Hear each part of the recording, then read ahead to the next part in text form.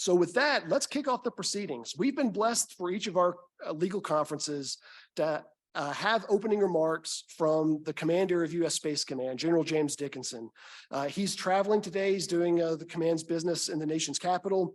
But General Dickinson is a tremendous supporter of the legal community that supports the space mission area.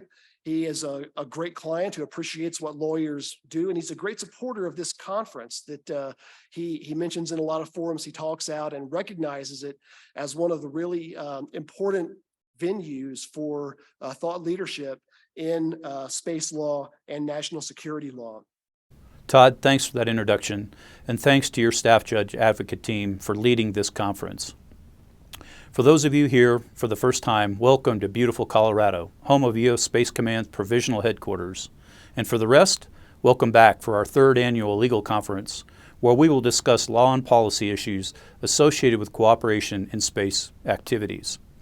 Special thanks to the U.S. Air Force Academy Law Department for hosting us for these first 2 days, and thanks to you who were attendees last year and are contributing panelists and presenters this year. Senior leaders, I want to thank you personally for your attendance at this dialogue on space cooperation. Dr. Lori Blank, Lieutenant General Chuck Plummer, and Major General retired Tom Ayers. We also have Brigadier General Michael Tomatz and Air Vice Marshal Tamara Jennings in attendance. And finally, I want to recognize Chris Shank, Paul Weber, Marion Levon, Karen Shinerwork, and Steve Mermina, and Larry Lohman. I'm extremely impressed with the diversity of those in attendance. Nearly 200 are here in person, while the remainder are joining us virtually. 310 military members representing all 6 uniformed armed services are here, and we are honored by 50 attendees from 11 different nations and 5 international organizations. Among us are 26 from academic institutions and 31 from industry, accounting for 15 different companies. So as space law is an emerging field, I am pleased to see this annual legal conference continue to expand each year. Since our first conference in 2021, we have seen significant growth in attendance by our allies and our commercial partners. A total of 466 have registered for attendance, double that of last year.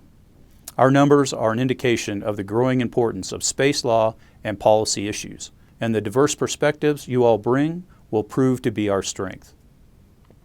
So last year's theme of responsible behavior in space is reinforced by recent developments at the United Nations on the very subject. This further highlights the importance of cooperation, the focus of our conference this week. The relationships we forge through events such as this are critical to maintaining our momentum. So everyone knows space is vitally important to our society and our national security. It enables numerous benefits to humanity and creates economic opportunities worldwide.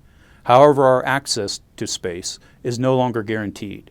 Technology and the increasing number of spacefaring nations have left this once benign domain increasingly competitive, contested, and congested.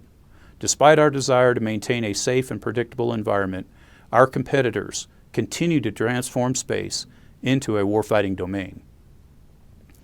The Joint Force relies on space-based capabilities to protect and employ power on Earth.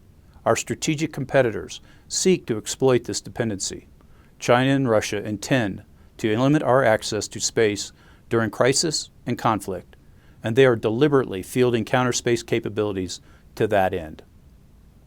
Of recent concern, the Russian Foreign Ministry warned the West that commercial space assets used for military purposes in Ukraine may become a legitimate target for retaliation. NATO has recognized space as a new operational domain and stated that attacks to, from, or within space present a clear challenge to the security of the alliance. So our national security and defense strategies are built on a foundation of cooperation. The National Security Strategy asserts the U.S. will ensure the space domain's sustainability, safety, stability, and security by working alongside our mission partners. For example, we seek ways to enable the U.S. commercial space sector to compete internationally and are enhancing the resilience of U.S. space systems. I encourage all of you to explore other cooperative efforts this week as well. From our beginning, U.S. Space Command adopted a joint, combined, and partnered approach to space operations. We recognize that mission success requires close integration with the joint force, the interagency, allies, industry, and academia. Together, we are ensuring open access to and freedom of action in space. Several of my key priorities center on cooperation. These include strengthening alliances and attracting new partners, integrating commercial and interagency organizations, and most importantly, collaborating to solve mutual challenges with all elements of national power. So at the time of our first two legal conferences 2 years ago, we had 124 situational awareness data sharing agreements. Today, we have 169, 33 with nations and IGOs, 129 with commercial partners, and 7 with academic institutions. We will continue to rely on my law team's expertise to formalize these new partnerships. I'm encouraged by the growth I've seen in our cooperation with industry. Our commercial integration strategy is designed to give the command an advantage in competition and conflict. It is built on 3 foundational concepts: buying commercial off-the-shelf products, integration of contract and leased services, and increased partnerships. It sets priorities for our commercial integration to improve capabilities, improve space architecture resiliency, and gain and maintain advantages over competitors. It also complies with applicable international and domestic law. So in response to the rapidly changing environment, U.S. Space Command is leveraging today's capabilities in new ways to achieve greater effects. Because of the speed of competition with China and Russia, I'm looking for good enough right now. In other words, we seek to get the most out of what we have today. We provide spaceflight safety data to 680 global organizations, flying 7,400 spacecraft. We also track an additional 41,000 pieces of debris. Some was generated by anti-satellite tests by both China and Russia. For example, the Russian Noodle direct-descent ASAT test destroyed one of their own defunct spacecraft on orbit back in 2021. The impact generated over 1,500 pieces of debris. So the number of operational spacecraft and the growth of debris challenge our ability to maintain space domain awareness for our operations. So to optimize our limited capabilities, we are leveraging dual use and non-traditional capabilities across the joint force as well as our allies and partners. We are in the process of transitioning responsibility for space traffic management to the Department of Commerce. This will allow U.S. Space Command to focus our resources on generating SDA for space superiority operations. So we will continue to rely on the legal community to support each of these efforts. Maintaining the rule of law in outer space is vitally important. Adherence to international legal obligations and respecting the rights of all 16 spacefaring nations is a critical element of maintaining a safe and predictable environment.